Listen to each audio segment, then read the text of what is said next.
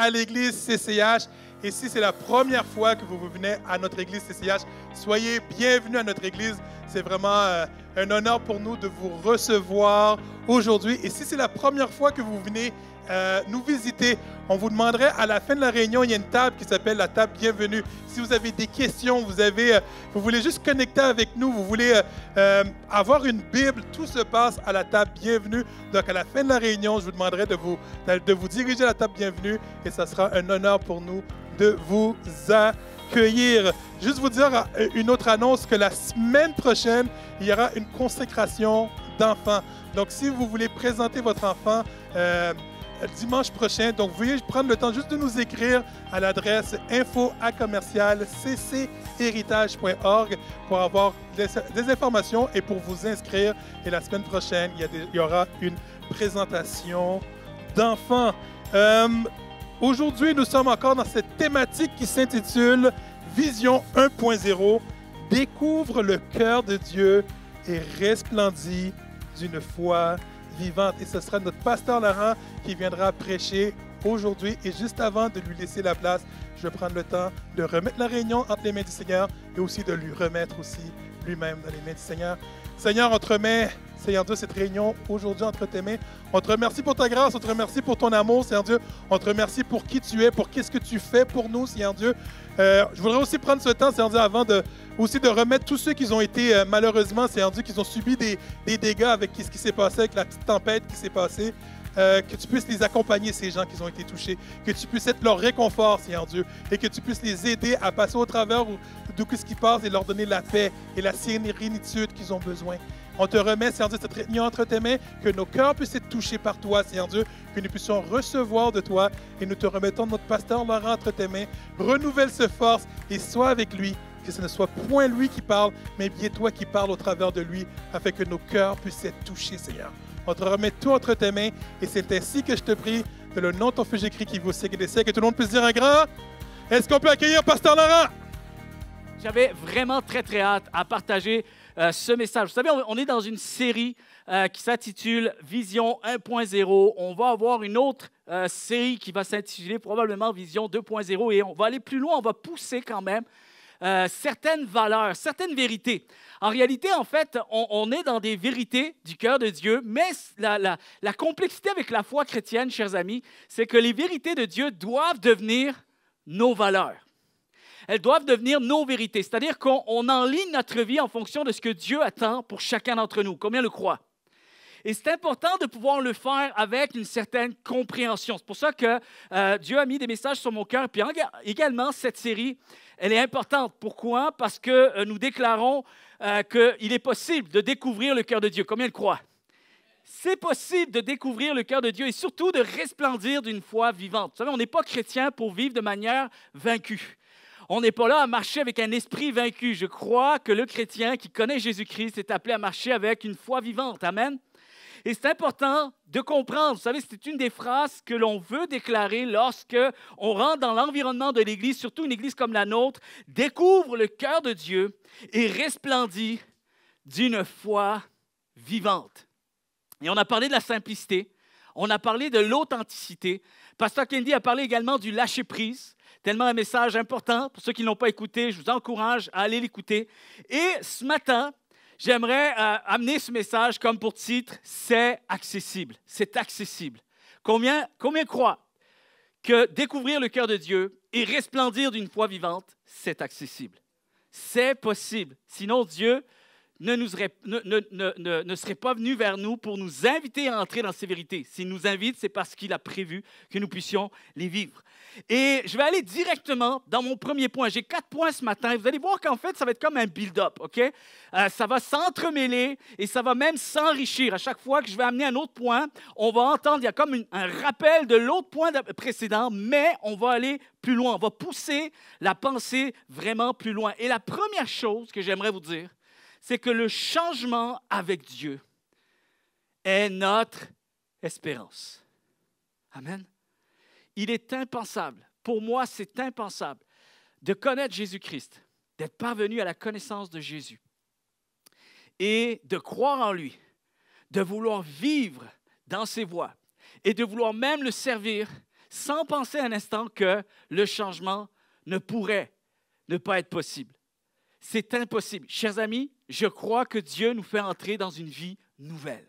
Lorsqu'il se fait connaître à nous, c'est pour que les choses changent. Combien le croient? Les choses changent. Vivre, chers amis, l'importance de vivre avec cette foi que Dieu est celui qui veut des choses pour nous. Il veut des choses pour nous. Il a prévu des choses pour nous. Et vivre avec foi, c'est vouloir ce que Dieu veut. Amen. C'est ça qui est finalement pas si compliqué, la foi. Ce n'est pas quelque chose que je dois essayer de redécouvrir ou d'inventer. La réalité, c'est que la foi, je rentre dans quelque chose que Dieu a déjà statué. Dieu a déjà voulu quelque chose pour ma vie. Et la réalité, c'est qu'une vie nouvelle pour mon existence, c'est ce que Dieu a voulu avant que moi je le veuille. Et ça, c'est aussi très important à saisir. Alors, la foi avec une foi resplendissante, découvrir le cœur de Dieu. La foi pour le changement, c'est accessible, c'est possible à tous ceux et celles qui le désirent. Pourquoi? Parce que vous désirez, nous désirons ce que Dieu désire. Et c'est pour ça que c'est rendu possible. Parce que la Bible dit que Dieu fait ce qu'il veut. Et lorsque Dieu a statué quelque chose, lorsque Dieu a dit qu'une chose devait arriver, cette chose arrivera. Surtout si nous enlignons notre vie vers les choses que Dieu veut pour nous. Combien le croient? Alors, c'est ce que la Bible dit à propos du changement, à propos de la vie nouvelle que Dieu a pour nous. Et la Bible dit que je peux venir à lui tel que je suis. Et ça, c'est une réalité. Combien le croient? Je viens à lui tel que je suis. On a parlé de l'authenticité. Maintenant, je viens à lui avec espérance. Je ne viens pas pour que les choses restent comme elles ont toujours été. Combien le croient? Alors, venir à lui tel que je suis, oui, et croire surtout que le changement pour une vie nouvelle est possible. C'est possible. La Bible dit dans Hébreux chapitre 11, verset 6, « Celui qui s'approche de Dieu doit croire ceci. Dieu existe et il récompense ceux qui le cherchent. » Vous regarderez à maintes reprises dans les Saintes Écritures, vous ne voyez pas un homme, une femme qui cherche Dieu et qui repart bredouille. Jamais. C'est peut-être pas dans l'immédiat, c'est peut-être pas exactement comme on le voudrait, mais ces personnes-là ne sont jamais laissées seules. Dieu ne délaisse pas ceux et celles qui le cherchent de tout leur cœur. Et ça, il faut le croire, chers amis. En d'autres termes, la foi consiste à s'attendre à Dieu pour tout ce que nous aspirons à vivre avec lui. À partir du moment où j'aspire à vivre avec lui, je m'enligne avec ce que lui a toujours voulu pour moi. Et c'est là qu'il faut surtout comprendre qu'il n'y a rien d'autre de possible que de s'attendre à ce que les choses s'en aillent comme Dieu le veut. Amen. Avec son intervention, avec sa lumière. Le fait que, vous savez, dans l'Ancien Testament, lorsque le peuple d'Israël devait avancer ou même devait changer de trajectoire, c'était Dieu qui montrait la direction. Il était là comme une nuée de feu et même la nuit, le jour, il était présent. Et la réalité, chers amis, si Dieu est en avant de nous, nous allons aller dans la direction que lui veut pour nous. Maintenant, nous devons croire que tout ce que Dieu veut pour nous est la meilleure chose pour notre existence.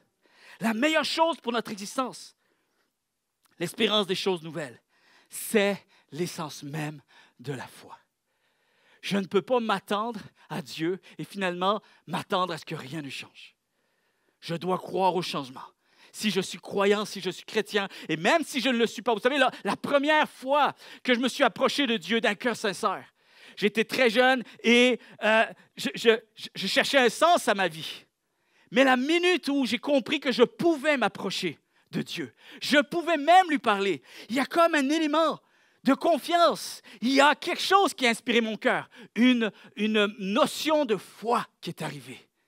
Et donc, ma prière n'était pas une simple prière, n'était pas juste une parole en l'air. Il y a quelque chose qui s'est passé parce que j'avais l'intime conviction que je m'adressais à quelqu'un qui pouvait répondre à ce que j'aspirais. Et c'est très important, ceci. Dans 2 Corinthiens, chapitre 5, versets 17-21, ça dit « Si quelqu'un est en Christ, il est une nouvelle créature. Les choses anciennes sont passées. Voici, toutes choses sont devenues nouvelles. » Avez-vous remarqué qu'il y a comme une répétition? Et ça, c'est normal. Vous savez pourquoi? Parce que même lorsque c'est répété, on a de la misère à y croire. On a de la misère à y croire. Pourquoi? Parce que nous ne sommes pas Dieu. Et c'est là qu'on a besoin de se fondre en Dieu. On a besoin de s'enligner avec Dieu. Soyez affectionnés aux choses d'en haut. Plus je suis affectionné aux choses d'en haut, et plus je marche avec cette conviction que les choses vont changer. Et c'est très important. Je sais que souvent je parle de la foi qui apprend aussi à marcher avec le chaos.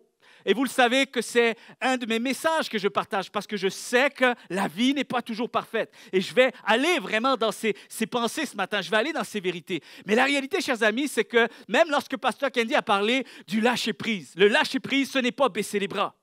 Le lâcher-prise, c'est possible par la foi, c'est-à-dire que je continue à espérer. Peut-être pas espérer comme je l'aurais pensé. C'est peut-être pas l'édition 1. C'est pas la version première, celle que je m'étais imaginée. Mais je crois que tant que Dieu est dans ma vie et que mon cœur désire s'enligner vers lui, je crois au fait que je peux continuer à marcher avec une espérance. Quelque chose, Dieu va faire.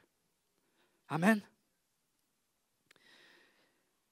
Paul dira aussi dans Philippiens chapitre 3, versets 12 et 14, « Je ne prétends pas avoir déjà atteint le but ou avoir déjà été conduit à la perfection, mais je poursuis ma course, écoutez bien, pour m'efforcer de le saisir. Car j'ai moi-même été saisi par Jésus-Christ. » Écoutez bien. « Non, frères et sœurs, je ne pense pas l'avoir déjà atteint, mais je fais une chose. J'oublie ce qui est en arrière, ce qui est derrière moi, et je m'élance vers ce qui est devant moi. Ainsi, je cours vers le but afin de gagner le prix par Jésus-Christ, gagner le prix que Dieu, par Jésus-Christ, nous appelle à recevoir d'en haut. Avez-vous remarqué Paul ici? C'est peut-être pas parfait. J'oublie ce qui est en arrière. Je me porte pour ce qui est en avant parce que je sais que ce qui est en avant, c'est ce que Dieu a prévu pour moi. Voilà, tout simplement, très simplement. Alors, croire au changement, c'est notre espérance en Dieu. Amen. Croire au changement, c'est notre espérance en Dieu. Alors, si avec Dieu, je ne cherche pas, et là, excusez-moi, je pousse un peu la pensée au risque de vous défier un petit peu, mais si avec Dieu, je ne cherche pas à être plus que ce que je suis aujourd'hui, alors ma foi n'a aucun sens. Ma foi n'a aucun sens. Si avec Dieu, je ne suis pas poussé à m'attendre à plus que ce que je peux faire par mes propres capacités, alors encore une fois, ma foi n'a aucun sens. Et si la foi ne me fortifie pas au-devant de ce qui me dépasse, parfois de ce qui est difficile peut-être à traverser, des choses, des épreuves, des difficultés, si la foi en Dieu ne me fortifie pas, alors à quoi ça sert de s'attendre à Dieu? Il faut y aller avec une logique. Hein? La foi, ce n'est pas si compliqué. Même si je ne comprends pas tout ce que Dieu fait, il faut que je saisisse la simplicité du cœur de Dieu et surtout la simplicité de ce que sa parole déclare pour moi, comme je l'entends, comme c'est écrit, sans essayer d'inventer ou d'essayer de voir un message en arrière d'un autre message. Parfois, le message est très simple et très clair. Et tout ce que Dieu demande, c'est saisis-le ce message, comme tu l'entends, comme tu le reçois. Voici ce qui se produit quand je me place devant Dieu, avec foi. Aussi sombre qu'une situation puisse sembler, je crois que Dieu peut tout changer. Aussi désespéré que puisse être mon cas, ou ton cas, Dieu est capable de nous communiquer l'espoir. La même puissance, ça c'est important de comprendre ça, parce que la Bible dit que cette puissance qu'il a mis en nous, Dieu agira par cette puissance qu'il a mis en nous et il fera au-delà de ce que mes pensées sont capables de concevoir ou même de pouvoir imaginer. Le mot ici, puissance, est la même chose. C'est le même terme que l'on retrouve lorsque Jésus-Christ est ressuscité. Alors écoutez bien, la même puissance qui a rendu Christ capable de ressusciter d'entre les morts, c'est cette même puissance que Dieu va utiliser pour nous permettre de se relever face aux problèmes les plus grands. Vous êtes là? Je ne peux pas concevoir que Dieu ne fera rien. Je ne peux pas concevoir que les choses ne changeront pas. Et une des choses que je ne veux surtout pas croire, c'est que ce qui est en avant de moi ne sera pas pour mon bien. C'est toujours pour mon bien. Même lorsque Dieu me fait attendre, c'est toujours mieux que s'il me donnait la chose que je ne devrais pas recevoir tout de suite. Et ça, c'est encore une notion de foi. Notre vision de la bénédiction de Dieu, chers amis, doit reposer sur une perspective éternelle et divine, et non pas sur une perspective immédiate et humaine. Parce qu'il me connaît mieux que moi-même, il te connaît mieux que toi-même. Dieu peut t'emmener alors plus loin que tu ne peux le faire toi-même. Quelqu'un devrait dire Amen. Et placé entre ses mains, chers amis, Dieu peut réellement changer le mal en bien. Il transforme les choses, il a cette puissance et en plus, il a le désir de le faire. L'Église de Jésus-Christ, ce sont des hommes et des femmes qui sont tout à fait humains, mais qui marchent avec cette espérance qu'avec Dieu, les choses peuvent changer. Amen. Les choses peuvent changer. J'ai bien aimé, à un moment donné, il y avait un enfant qui était dans une salle de cours et la professeure a voulu faire un petit questionnaire un petit peu sur les instruments qui existaient. Alors, les catégories d'instruments. Alors, elle dit, est-ce que vous savez les catégories d'instruments qui existent? Et là, une petite fille qui est en avant, qui connaît toujours toutes les réponses, qui parle, tu sais, lève le doigt. Oui, moi, je sais. Et puis, elle est super éduquée, tout ça. Puis, elle dit, moi, je sais qu'il y a des instruments, on appelle ça des instruments à vent. Ah, c'est bien, c'est bien. Est-ce qu'il y en a d'autres qui savent aussi d'autres catégories d'instruments? Et là, tu as le jeune homme, malheureusement, en arrière, tu sais, le dernier rangé. Lui, il ne connaît pas toutes les réponses d'habitude, mais là, il se dit, bah, c'est trop simple d'abord. Oui, non, ça aussi, je suis capable de répondre. Alors, on lui dit, ben, madame, s'il y a des instruments d'avant, il y a forcément aussi des instruments d'après.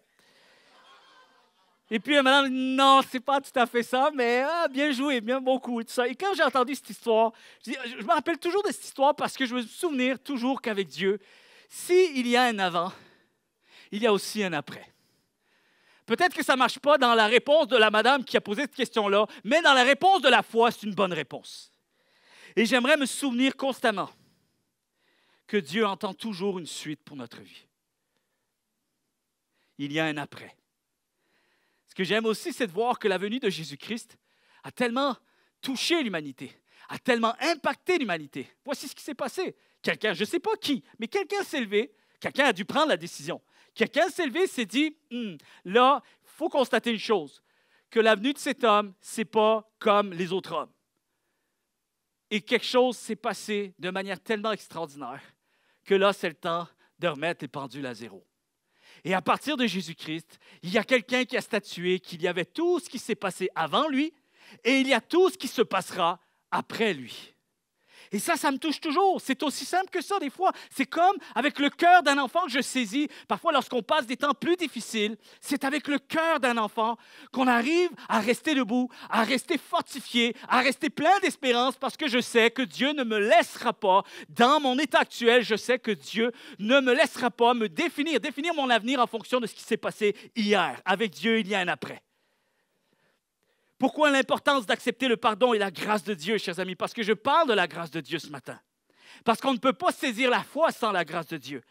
Tout simplement parce qu'il est impossible de changer ou même d'avancer tant que nous refusons de croire qu'il nous a pardonné. Il a changé notre cœur. Il a effacé nos péchés. Il a changé quelque chose. Pour que nous puissions vivre avec épanouissement avec Jésus-Christ aujourd'hui, il a fallu qu'on accepte que Christ change les choses, change la personne que j'ai été autrefois. Et même si encore, et là, je ne vais pas retourner dans le message de la semaine dernière, vous pourrez l'écouter pour ceux qui n'ont pas été présents sur l'authenticité et de voir finalement notre nature, est-ce qu'elle est. Mais la réalité, c'est que malgré ma nature, Dieu continue de changer les choses. Et il a changé ma valeur, non pas en fonction de ce que je faisais ou de ce que je suis actuellement. Il change ma valeur en fonction de ce que lui voit à propos de moi. Et une des choses que j'aimerais vous partager ce matin, c'est qu'il faut croire qu'il nous a pardonné, mais qu'avec lui, il y a un avant et un après. En fait, il y a un avant et un après pour tous ceux et celles qui choisissent de croire en lui et de le saisir. Amen. Et la même chose se produit lorsque nous choisissons de ne pas se pardonner soi-même, lorsque nous choisissons de rester dans hier. Nous choisissons de rester dans ce que nous avons toujours connu et ne pas saisir ce que Dieu voit, peut-être de nouveau pour nous, quelque chose qui est inconnu à l'heure actuelle. Mais la foi, c'est bien ça, chers amis, de voir les choses que je ne vois pas encore. L'espérance des choses à venir, une démonstration de celles que je ne vois pas. Et la réalité, chers amis, c'est que c'est la même chose lorsqu'on ne veut pas se pardonner soi-même. On finit alors par court-circuiter la puissance de Dieu dans notre vie. Nous sommes appelés à croire que l'espérance en Dieu amène un changement. Amen. Alors, quelqu'un a dit un jour ceci, c'est la responsabilité de Dieu de tout comprendre. C'est vrai, mais c'est la mienne de lui faire confiance. Dieu comprend tout, Dieu sait tout, et moi, je suis appelé à lui faire confiance. Alors, quand nous nous plaçons devant lui avec foi, chers amis, nous devons le faire avec cette certitude que nos prières sont entendues et seront répondues. Et là, je vais aller un peu plus loin maintenant dans ces pensées. Parce que dans Éphésiens chapitre 3, verset 20, comme je l'ai dit tantôt, Dieu agit en nous avec puissance. Et quand nous lui demandons quelque chose, il peut le faire et il peut faire beaucoup plus. Oui, sa puissance dépasse tout ce qu'on peut imaginer. Alors l'espérance, elle entre en vigueur, chers amis, lorsqu'on réalise que Dieu a été celui qui a fait de multiples changements, même pour ceux qui m'ont précédé. La foi, c'est de regarder, c'est de constater ce que Dieu a fait déjà hier, et Dieu a été celui qui a toujours été l'auteur de grands changements. Combien le croient? Maintenant, je veux aller plus loin. Le point 2, c'est le changement avec Dieu et notre foi. Et là, vous allez dire, mais c'est un peu la même chose. Pas forcément. Il y a quand même une nuance à apporter. Souvent, on est là avec une espérance, mais on ne peut pas seulement rester dans l'espérance. Vous savez, la vraie foi, c'est quelque chose aussi de plus. Et là, j'aimerais vous amener un peu avec David. J'en ai déjà parlé dans des messages précédents, là, peut-être même quand on était en ligne et tout ça. Et j'aimerais juste apporter l'exemple de David lorsqu'il va faire une prière dans le psaume 28, versets 1 et 2. Et ça, c'est un de mes psaumes préférés, 27 et 28. Je ne sais pas pourquoi, mais quelque chose m'interpelle profondément à travers ces psaumes. Et il va dire ceci, « Seigneur, mon solide rocher, je fais appel à toi, ne reste pas sourd à mes cris. Si tu ne me réponds pas, écoutez bien, je vais ressembler à ceux qui descendent dans la tombe. » En d'autres termes, ici, quand on se met à étudier, on pourrait le traduire très simplement comme ça. David est en train de se convaincre à lui-même lorsqu'il est en train de prier. C'est comme si des fois, je ne sais pas si ça vous est déjà arrivé, mais vous priez Dieu, puis vous réalisez des choses en même temps. Et là, il est en train de prier, et peut-être parce qu'il s'entend, peut-être qu'il prie à haute voix, et il y a quelque chose qui vient l'interpeller. Parce qu'il réalise, chers amis, que ceux qui sont avec Dieu ne peuvent pas ressembler à ceux qui ne sont pas avec Dieu. Sinon, ça ne ferait aucun sens. Il ne peut pas y avoir le même héritage, la même réalité, la même non-réponse que ceux qui ne sont pas en Dieu. Est-ce que vous comprenez? Et sans vouloir vraiment dénigrer ceux qui... Je ne parle pas de ceux qui ne sont pas croyants ou quoi que ce soit. Je ne suis pas en train de mettre une distinction. Nous, on est meilleurs que ceux qui ne croient pas en Dieu. Pas du tout. C'est une question de grâce. Et c'est toujours important de le saisir, toujours ainsi. Mais ici, David réalise qu'il ne peut pas prier et ne pas s'attendre à Dieu. All right? C'est très important. Quand David priait, il s'attendait à ce que Dieu l'exauce. C'est ça la grande différence. Et il s'attendait à ce que Dieu se révèle à lui. Alors, il ne concevait pas, il ne pouvait pas concevoir la foi en Dieu sans le changement. Alors, c'est sûr que je m'attends à mon changement. Voici le mien, voici ce que j'espère, voici ce que j'aspire. Mais si ce n'est pas le mien qui m'est donné, si ce n'est pas ce que moi j'aspire à voir comme changement, je sais que Dieu s'occupera du sien. Et il dira justement à cet effet que croire en Dieu, c'est s'attendre à lui. C'est dans les psaumes, on le revoit très souvent, très souvent. Et ça, c'est comme un point d'ancrage, chers amis. Il va falloir à un moment donné qu'on continue à persévérer, qu'on continue à avancer avec Dieu avec un point d'ancrage, même lorsque mes yeux ne voient pas tout ce que Dieu est en train de faire. Et ça, c'est vraiment important. Dans les psaumes 27 et 28, nous pouvons discerner la perspective de foi que cet homme possédait à l'égard de son Dieu et comment il interagissait avec lui. Moi, je trouve ça d'une beauté extraordinaire de voir finalement comment on n'est pas en train d'essayer de se convaincre. On est tout simplement dans une certaine même certitude. Je parle à celui qui fera quelque chose pour moi. Alors, il était absolument inconcevable que vivre la foi, c'était de vivre la foi avec des prières et une espérance non répondue. Si vous regardez les premiers chrétiens de la Bible, chers amis, c'est important de se référer à la Bible. On veut souvent entendre parler de Dieu, parler de la foi. Moi, je ne peux pas vous parler de Dieu, je ne peux pas vous parler de la foi. Je ne peux que vous dire ce qui a déjà été dit à propos de Dieu et à propos de la foi. Et c'est important de voir finalement ceux qui nous ont précédés avant nous, que lorsque les chrétiens de la Bible imploraient le Seigneur, lorsqu'ils priaient, lorsqu'ils s'avançaient devant Dieu, ils le faisaient avec un vrai agenda. il le faisait avec une véritable vision de foi. Il n'y avait pas d'autre option possible. Il y avait non seulement un vrai désir, mais il y avait une conviction et un sincère cri du cœur. Il s'agissait, chers amis, d'un cri du cœur. Vous savez, le cœur résolu. Un cœur résolu. Et ils savaient aussi qu'ils allaient entrer dans tout ce que le Seigneur avait pour eux. Si vous regardez les prières, c'est ça qui est assez saisissant, assez impressionnant. Alors, ils arrêtent de se fier à eux-mêmes, ils arrêtent de se fier même aux circonstances, ils regardent à celui qui est plus grand qu'eux, ils regardent à celui qui est plus grand que les circonstances, et ils enlignent les prières en fonction de ça. Et ça, c'est ce qui fait toute la différence entre avoir la foi, et c'est important, oui, parfois on peut espérer, on a une espérance, mais la foi, c'est encore plus loin. Et leurs prières, elles étaient déjà armées d'une foi pleine d'attente. Tellement qu'ils étaient dans l'attente qu'ils avaient organisé leur vie à s'engager dans la prochaine étape. Ils ne pouvaient pas concevoir que quelque chose ne se passera pas. Je sais que ça peut être un message parfois difficile. Parce que c'est ce que je crois que tout le monde essaye. On essaye tous de pouvoir vivre dans cet héritage-là, de bénédiction, de l'intervention de Dieu. Je sais que c'est difficile parfois. Je sais que des fois, on regarde la réalité et on regarde ce que l'on espère et c'est quand même un décalage. Tout ce que l'on voit, c'est qu'il y a un vrai décalage. Et je ne sais pas si vous avez regardé dernièrement un film qui est sorti, qu'ils ont fait sur Billy Graham. C'est sorti sur Prime, enfin toutes les plateformes et tout ça. Et j'ai écouté ce film-là. C'est vraiment le parcours de sa vie. D'ailleurs, ça s'appelle Billy Graham, un parcours extraordinaire. Et c'est incroyable comment cette personne si ordinaire, parce que c'est ça que ça montre dans le reportage, c'est que ce gars-là, il ne se prenait pas pour quelqu'un d'autre. Et il était très conscient de sa réalité de vie, très conscient de ses défis, très conscient aussi de ses défauts, de tout ce qu'il ne saisissait pas encore. Mais c'est incroyable tout ce que Dieu faisait à travers lui. Et cet homme avait une foi assez particulière. Et en particulier, on le voit dans un épisode de sa vie où est-ce que lorsqu'il était plus jeune, il commençait à servir Dieu, puis il y avait beaucoup des croisades. Pour ceux qui ne connaissent pas Billy Graham, là, dans les dernières années, ça a été un homme que Dieu a utilisé pour évangéliser dans le monde entier à travers des croisades d'évangélisation et tout ça. Puis il avait vraiment un discours extraordinaire, un homme d'impact, puis qui a aussi eu un impact à travers les présidents des États-Unis, à travers même des hommes politiques, différents pays et tout ça. Bref, il a été quand même dans des décisions charnières, même concernant les guerres, concernant les crises sociologiques, tout ça, le racisme et tout ça.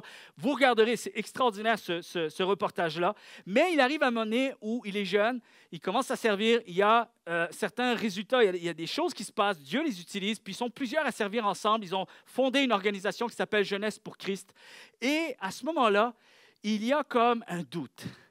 Il y a une rivalité, il y a une lutte à l'intérieur. Et je trouvais ça extraordinaire qu'il le mentionne à l'intérieur. Et c'est toute la vulnérabilité, l'authenticité, mais qui n'a pas enlevé la foi. Je vous explique pourquoi. Parce que Billy Graham a eu une lutte entre sa foi et son intellect. Et en fait, il prêchait la foi, mais ce qui le dérangeait, c'était de voir parfois qu'il y avait encore trop de gens qui souffraient. Et même parmi ceux qui plaçaient leur foi en Dieu, il voyait des situations qui venaient l'affecter. Alors même parfois, il regardait le concret de sa vie. Il regardait les dénouements, il regardait les aboutissements, les questionnements qu'il pouvait avoir. Et ça, c'était quelque chose qu'il avait beaucoup de difficultés. Il bataillait avec Dieu. Et il en parle pendant ce reportage. Et même ses amis ont quitté la foi. Ils ont dit non, écoute, ça ne fonctionne pas. Ça ne doit pas être si vrai finalement. La Bible ne doit pas être si fiable que ça. Parce qu'on s'attend, mais on ne voit pas toujours tout ce qu'on aimerait voir. Et c'est particulier parce que lui n'a pas voulu prendre une décision rapide. Et alors c'est vrai qu'il y avait des guerres.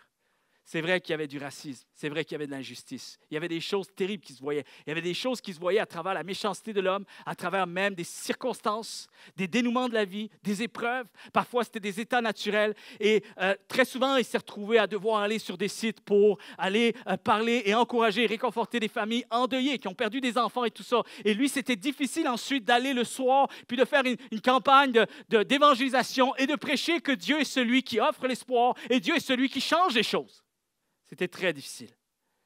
Alors, il s'est remis en question, il a tout arrêté pendant un instant et il s'est réfugié dans la présence de Jésus. Et une des choses qu'il aimait faire, c'était marcher dans la forêt avec un spot à lui. Il était habitué à aller. Et à un moment donné, il bataillait avec Dieu et il lui partageait tout ce qu'il était difficile pour lui de continuer à croire dans la Bible à propos de ce que Dieu avait dit, mais en même temps, il voyait aussi tout ce décalage qu'il y avait dans ce que ses yeux voyaient dans l'immédiat. Alors, il va faire cette prière. Écoutez bien. Seigneur, je ne comprends pas tout au sujet de cette Bible. Il y a tant de choses que je ne peux expliquer. Il y a tant de choses que je ne peux expliquer entre ce que tu me demandes de croire et ce qui arrive. Et pendant qu'il était en train de lutter avec cette prière, il avait déposé son livre, la Bible, sur une souche en bois dans la forêt.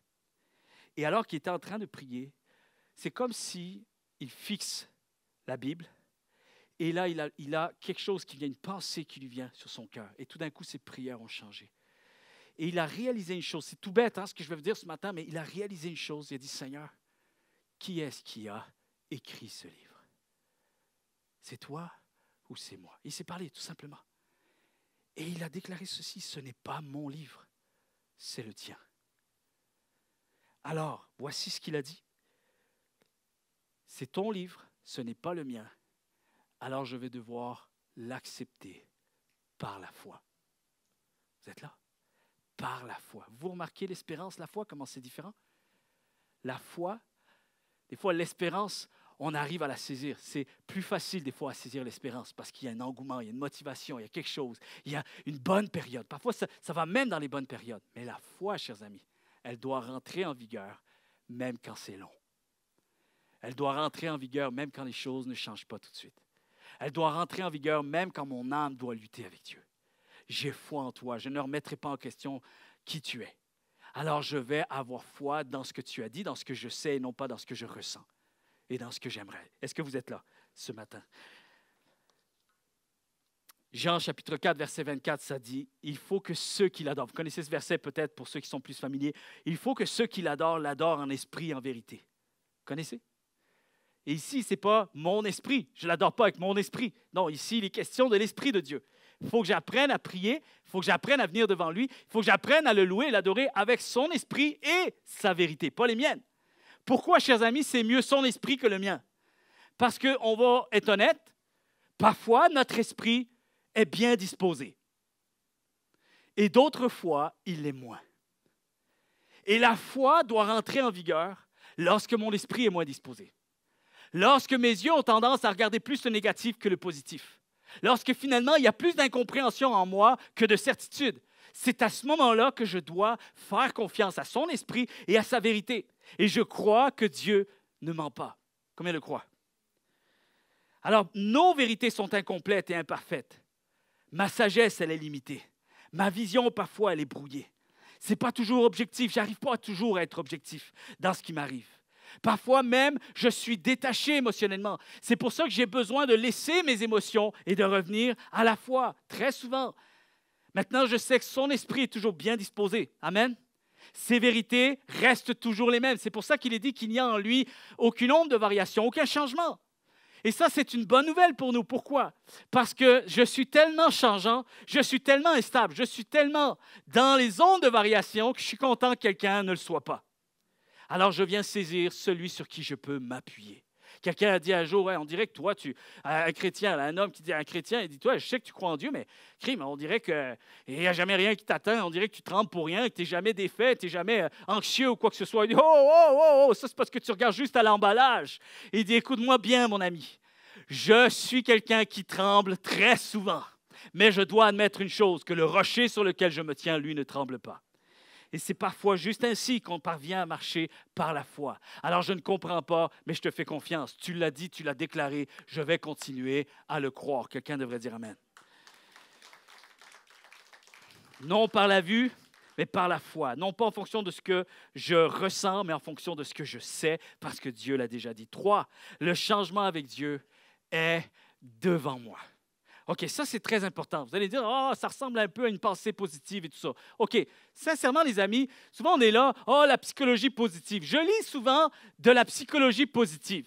Je vous dis sincèrement, des fois, j'aurais envie d'écrire à ces gens-là, admettez quand même qu'à quelque part, vous avez sûrement trouvé ça dans la Bible.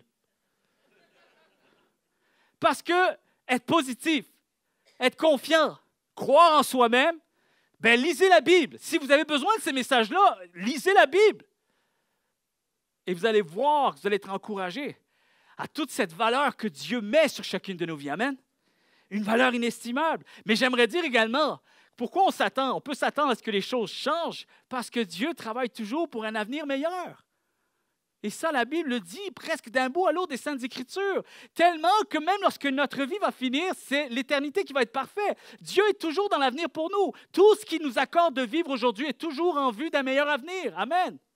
Il n'est pas là pour nous terrasser, pour que ça soit pire demain. Alors, il faut avoir cette conviction. Je l'ai dit et je le redis, Philippiens chapitre 3, verset 13. Dans le fond, moi, je n'ai rien dit, c'est Paul qui le dit. « J'oublie ce qui est derrière moi et je m'élance vers ce qui est devant moi. » Et Paul savait que peut-être parfois, il y a des déceptions pour ce qui s'est passé hier. Mais là où je retrouve tout mon espoir, toute ma vivacité, tout mon positivisme, c'est que je me dis, en avant, ça sera meilleur que ce qui s'est passé hier. Et c'est très important de comprendre que devant est plus grand qu'hier. Devant est mieux qu'hier. Tu peux le déclarer ce matin. Je crois que devant est plus grand qu'hier. Est mieux qu'hier. Devant est plus précieux qu'hier. Et c'est en avant que ça se passe et non en arrière. Ma mère, là, il y a quelques années, elle m'a fait capoter. Parce qu'elle m'a appelé pour me dire « Hey, j'ai fait une bonne affaire, j'ai vendu ma voiture. » J'ai dit « Comment ta voiture? Tu n'as même pas de permis. » Elle dit non. Elle dit, j'ai vendu la voiture sans permis. Vous savez, en France, c'est très à la mode. Ça vient de plus en plus à la mode et tout, surtout dans les grandes villes. Les jeunes conduisent des voitures, mais ça ne va pas plus que 50 ou 60 km/h. Imaginez un peu, quand même, dans une voiture, tu peux aller plus que 60 km/h. Un jour, j'ai essayé de conduire avec mon frère. Plus de 200 livres tous les deux. On était au taquet. Je dis, ben avance. Il était au volant. Je dis, avance. Je dis, j'avance. Je dis, mais non, j'avance pas. Non, mais je suis sur l'accélérateur. Et je vous dis sincèrement, si la voiture était humaine, je pense qu'elle nous aurait fait un meeting. Hey, minute. Est-ce que vous vous êtes vu? Est-ce que vous m'avez vu? On ne peut pas aller nulle part. Un des deux doit sortir. Je pense que la voiture est partie en dépression après. Elle est allée voir un psychologue. Puis ma mère, elle a vendu une voiture. J'ai dit, comment tu as pu vendre une voiture déjà électrique? Je sais qu'elle avait acheté usagée. Elle dit, écoute, je roulais un moment donné, pam, elle a brisé. Plus de marche avant. Je ne pouvais plus avancer, il y avait juste la marche arrière qui fonctionnait. Et j'ai dit, maman, tu as vendu une voiture sans permis. Moi, j'appelle les voitures électriques. J'ai dit, c'est une voiture électrique, c'est un jouet. Une voiture sans permis, usagée, et que tu as acheté usagée, mais que tu as roulé encore plusieurs années. Elle brise, il n'y a plus la possibilité d'aller en avant. Juste en arrière, tu as vendu ça? J'ai dit, ouais. À qui tu as vendu ça? Ça, c'était ma question. Elle me dit, c'était un monsieur, ils arrivaient d'un autre pays, des immigrants, et puis il a réussi à trouver un travail, c'était un peu loin, et il ne pouvait pas se permettre de manquer son travail, donc il fallait qu'il trouve le moyen. Il est allé chercher par tous les moyens possibles une voiture, il n'a jamais trouvé dans ses prix. Alors, il a vu mon annonce. 1 500 €. Je capotais, j'ai dit, maman, t'es une voleuse. J'ai dit, c'est pas correct ça. Une chance que si j'avais été au pays, je t'aurais renié. Non, sincèrement, elle dit non, mais quand même, hey, c'était clair, j'ai pas menti, j'ai tout. Non, mais tu as abusé de la faiblesse d'une personne. Tu savais qu'elle était dans un état de faiblesse et tout. Eh bien, il se débrouillera. Hey. Et puis bon, ça, c'est maman avec son accent bien français du Sud. Il se débrouillera, hein, c'est son problème, c'est pas le mien. Et je capotais. Et là, j'ai dit, explique-moi comment ça s'est passé la transaction et le moment où il a pris la voiture. Dis-moi. Elle dit, ça, c'était tellement drôle. Elle était toute contente de m'expliquer ça. C'était tellement drôle. Là, on a fait tout ce qu'il fallait. On s'est mis sur une ligne droite. OK? Elle dit, puis là, quand c'était fini, bon, il était tout content. Il est rentré dans la voiture. Et j'ai dit, vas-y, explique-moi. Dis-moi le scénario. La voiture est partie par l'arrière. Oui, c'est ça. Je dis donc, en avant, elle ne va pas plus que 60 km/h. En arrière, elle va à combien? Peut-être 20 km/h. Et la ligne droite était tellement grande. Et là, elle me dit, c'était tellement drôle. Elle dit, presque après une demi-heure, on était encore en train de lui dire au revoir. Je capotais, les amis. Je me dis, si j'avais été là, maman, j'aurais même pas donné la voiture. Déjà, tu aurais dû lui donner la voiture. J'aurais pas donné la voiture. J'aurais juste un meeting avec le gars. J'aurais eu un meeting existentiel. J'aurais ouvert la porte, sors de la voiture, reprends ton argent. Puis je serais allé dans un petit coin, puis je lui aurais fait un petit peu la morale. Et je lui aurais dit ceci. Tu es appelé à mieux que ça. Tu vaux mieux que ça. Tu mérites mieux. Il y a mieux pour toi. Attends un peu. Crois un peu plus. Et tu vas voir qu'il y a mieux pour toi. Et ça, c'est la chose parfois que je suis obligé de dire le plus souvent, même aux chrétiens, à des croyants. Parfois, je le dis à mon âme, chers amis, je suis obligé, moi-même, je suis le pasteur de ma propre âme. Je suis obligé de m'enseigner ce que j'ai enseigné parfois 3, 4 semaines, parfois 6 mois avant. Et des fois, Dieu me rappelle, tu n'avais pas un petit message comme ça pour les gens? Ça serait bien que tu te le prêches aujourd'hui. Je refuse, chers amis, d'aller de l'avant avec Dieu tout en allant de reculons. Je refuse. Je veux un véhicule qui me donne une vision pour l'avenir. On dit souvent, tu ne peux pas servir le Dieu très haut tout en restant très bas. Et je crois que ça, c'est ce qui fait partie de la foi, chers amis. Maintenant, il faut croire, il faut s'aligner avec la vision que Dieu a pour nous. Alors, je vous l'ai déjà dit, je vous le redis, quand vous allez rentrer dans votre voiture, là, c'est un cliché. Oh, il va le redire. Oh, il y en a qui aiment bien cette citation. Mais lorsque vous allez rentrer dans votre voiture, vous allez vous rappeler ceci. Que votre voiture, elle a été créée avec un grand pare-brise et un petit rétroviseur. Et vous allez vous rappeler d'une chose, que la vie avec Dieu, c'est fait de la même façon. La vie avec Dieu est faite pour que nous ayons une plus grande visibilité pour les choses qui sont en avant que pour les choses qui sont en arrière. Quelqu'un devrait dire Amen. Alors, ne regarde plus en arrière parce que ce n'est pas là que tu vas. Avec Dieu, ce n'est pas là que tu vas. Est-ce que la route sur laquelle vous voyagez conduit à la vie à laquelle vous êtes appelé? C'est ça la grande question. Est-ce que tu t'enlignes avec ce que Dieu a prévu pour toi? Et ce que j'aime aussi, c'est de se rappeler que même Paul a eu l'assurance de prier. Il a prié avec une assurance de recevoir les provisions divines. Vous savez comment il faisait pour s'assurer de recevoir les provisions divines, de prier avec foi? Il se basait sur toutes les fois où Dieu est intervenu avant lui, avant aujourd'hui. Alors, il s'est basé sur ce que Dieu a fait hier et il a déclaré, Seigneur, tu vas continuer à le faire, tu ne changes pas. Si tu m'as béni hier, tu vas me bénir encore aujourd'hui. Combien ici peuvent dire qu'ils ont été au moins bénis une fois de la part de Dieu? Levez la main ici. Chers amis, juste la preuve que Dieu a commencé à vous bénir est une preuve qu'il continuera à le faire. Il continuera à le faire. Et le portrait de Dieu, j'ai enseigné dernièrement avec un petit groupe les mardis soirs et j'ai parlé justement de la Bible. La Bible, c'est avoir foi en Dieu, c'est lire la Bible. Parce que lorsque tu lis la Bible, tu observes, tu constates ce que Dieu a fait hier avec d'autres. Les autres étaient comme toi, comme toi et comme moi. Et la réalité, c'est que si Dieu l'a fait pour eux hier, il le fera également pour moi aujourd'hui. C'est aussi simple que ça. Je prends la Bible et je m'informe de ce que Dieu a fait hier et je réalise que Dieu veut le faire aussi avec moi aujourd'hui. Il y a un chant qui dit ceci. Et si le passé parlait? Je veux repenser à tous ces moments où Dieu a toujours été là. Quand la fournaise de la vie s'en est prise à ma foi, Dieu a été présent même dans les flammes. Je n'ai pas besoin de connaître l'avenir. Non, c'est vrai, je n'ai pas besoin de connaître l'avenir. Je le connais déjà en réalité, car le passé parle de sa fidélité. Avec le recul, j'ai confiance pour la suite. Quand on dit avec le recul, lorsque je me retourne, je regarde en arrière, ça me donne la provision pour demain. Avec le recul, j'ai confiance pour la suite, car mon Dieu est connu pour sa fidélité. Alors j'avance sans être troublé. Si les sommets, comme dans les vallées, Dieu marche devant moi. Et si l'eau devait céder sous mes pieds, ta main serait mon soutien. Mon Dieu n'a pas terminé. Quelqu'un devrait le déclarer. Mon Dieu n'a pas terminé. S'il l'a déjà fait, il le fera encore. Ma confiance est en son nom et non dans les circonstances, car mon Dieu est connu pour sa fidélité. Tous les grands hommes de Dieu dans la Bible avaient 2 principes. Le premier était celui-ci. Dieu nous réserve aujourd'hui une bénédiction encore plus grande que celle que nous avons reçue hier. Et la deuxième chose avec laquelle il fonctionnait, c'est que la bénédiction que Dieu nous réserve demain sera encore plus grande que celle que nous recevons aujourd'hui. Et j'aimerais tout simplement vous dire, peut-être je dirais ceci à quelqu'un, c'est peut-être une parole que tu as besoin d'entendre, mais si Dieu avait quelque chose à dire à propos d'hier et de demain, voici ce qu'il dirait. Misez plus sur demain, car demain a plus à vous offrir qu'hier. Vivez en fonction de demain et non plus en fonction d'hier. Prenez sans plus tarder un rendez-vous avec demain et cessez de fréquenter hier. Ne soyez plus amis avec hier, soyez plus amis avec demain. Pourquoi? Parce que Dieu n'a pas gardé vos meilleurs accomplissements pour hier, parce qu'il travaille bien plus avec demain. Et je termine en conclusion à ce message, point 4. Le changement avec Dieu est plus grand que ce que je suis aujourd'hui. Amen. Le changement avec Dieu est plus grand que ce que je suis aujourd'hui. Vous savez, j'aime la prière de Anne que j'ai partagée la semaine dernière. Anne, qui a prié pour avoir un enfant, et sa prière a été mal perçue. On pensait que c'était une femme de mauvaise vie parce qu'elle étendait son âme.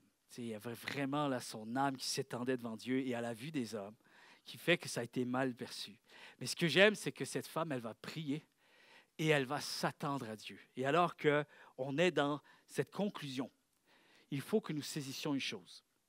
Elle va dire ceci, quand Dieu va exaucer sa prière, elle va dire, « Le Seigneur est sans pareil, notre Dieu seul est un rocher. À part lui, il n'y a pas de Dieu. » Vous êtes là? C'est quand même fort. Et voici ce qu'elle va dire au verset 8. Il remet debout, écoutez bien, le misérable tombé à terre et le malheureux qui a été abandonné sur un tas d'ordures. Écoutez bien ceci. La vie chrétienne, ça ne veut pas dire que je ne vais pas être parfois abandonné des autres. La vie chrétienne, ça ne veut pas dire que je vais éviter toutes les situations difficiles dans la vie. Ici, il est bien question de ceux que la vie a été dure. Vous voyez? La Bible ne cache rien, ne ment pas, elle est très honnête. Mais ce que j'aime ici, c'est qu'elle parle d'un Dieu qui va réussir à nous remettre debout. Il remet debout le misérable tombé à terre et le malheureux qui a été abandonné sur un tas d'ordures pour leur donner, écoutez bien, les places d'honneur en compagnie des gens importants. Dans le verset 9, il est dit, « Il veille sur l'existence de ceux qui le respectent. » Est-ce que tu le crois pour ta vie? Est-ce que tu crois que Dieu veille sur toi? Est-ce que tu crois que le regard de Dieu continue à être sur ta vie?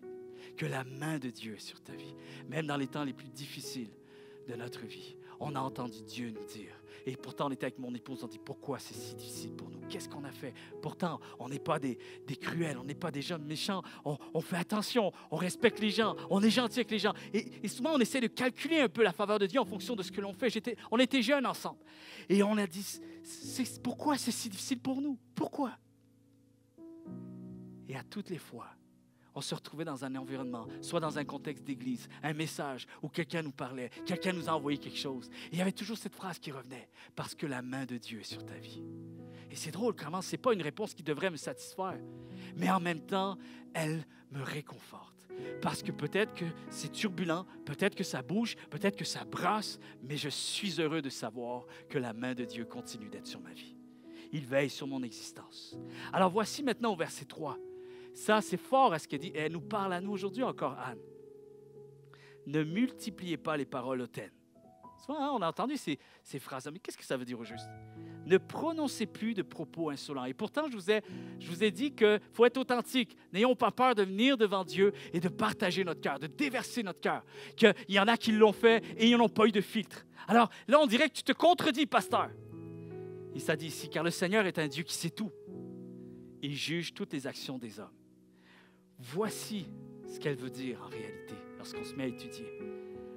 Ne dites pas, ne croyez pas que le Seigneur vous a abandonné. C'est ça les paroles en l'air, des paroles hautaines. Vous pouvez les dire si vous ressentez le besoin de le dire, mais ne le croyez pas. Ne dites pas que Dieu ne pourra rien y changer. Ne dites pas que les choses vont rester comme elles ont toujours été. Le Seigneur sait ce qu'il fait. Le Seigneur sait tout. Il connaît les limites de ta vie. Il connaît ton futur et il dit ce qui va arriver. Et s'il dit que la chose va arriver, la chose va arriver. Amen. Aussi invraisemblable que cela puisse paraître, Dieu accomplit des choses dans l'invisible. Il bâtit son œuvre sur ce qui semble à nos propres yeux parfois impossible.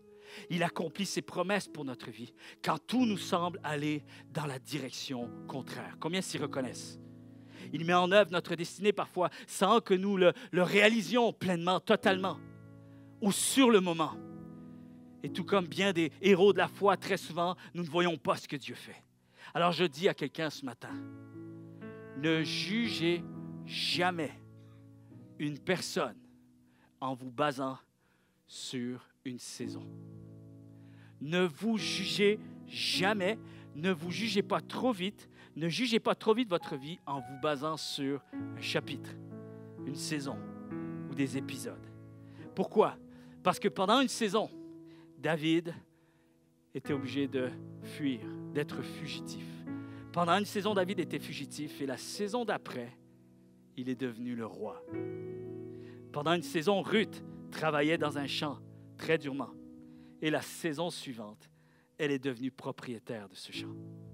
Pendant une saison, chers amis, Mardoché est assis à la porte du roi, à la porte du palais.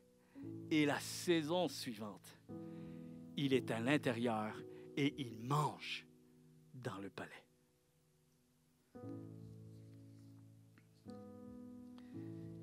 Est-ce qu'on peut se lever tous ensemble?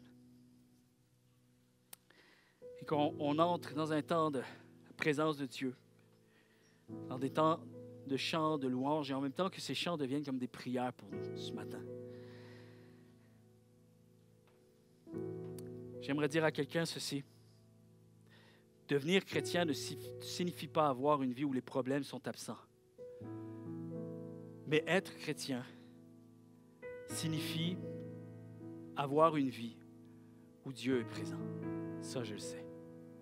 Peut-être que je ne peux pas garantir que tout ira bien, mais je peux garantir que Dieu va continuer d'être présent. Et on veut juste s'abandonner ce matin, tout simplement en la présence de Jésus. Alléluia.